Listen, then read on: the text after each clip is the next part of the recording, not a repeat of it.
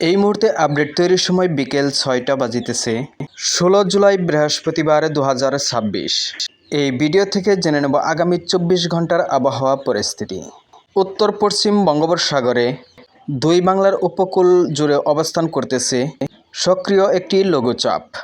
এটি একটি সক্রিয় মৌসুমী লঘুচাপ।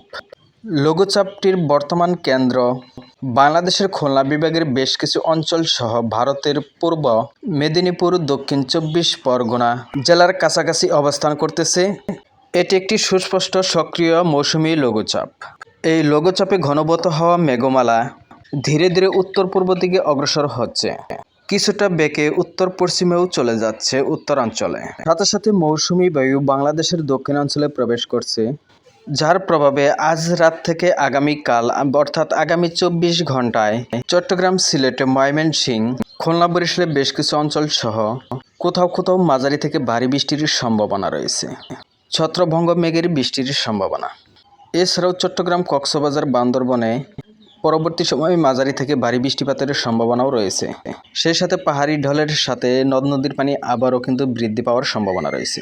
তবে লঘুচাপের গতিপথ পরিবর্তন হলে বৃষ্টির সম্ভাবনাও কিন্তু পরিবর্তন হবে।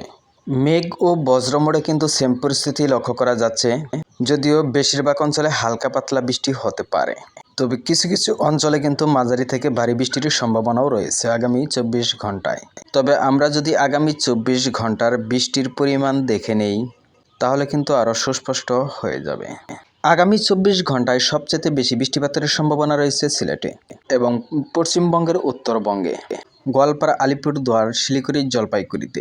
বিশেষ করে বাংলাদেশের ৩ বিভাগে বেশি বৃষ্টিপাতের সম্ভাবনা: রংপুর, ময়মনসিংহ, সিলেট। বাকি জেলাগুলোতে হালকা পাতলা বৃষ্টিপাতের সম্ভাবনা রয়েছে। চট্টগ্রাম বিভাগের পার্বত্য অঞ্চলের কিছু অঞ্চলে মাঝারি থেকে ভারী বৃষ্টিপাতের সম্ভাবনা রয়েছে আগামী ২৪ ঘন্টায়। তো ভিউয়ার্স, ভিডিওটি এ পর্যন্তই। এতক্ষণ পাশে থাকার জন্য ধন্যবাদ।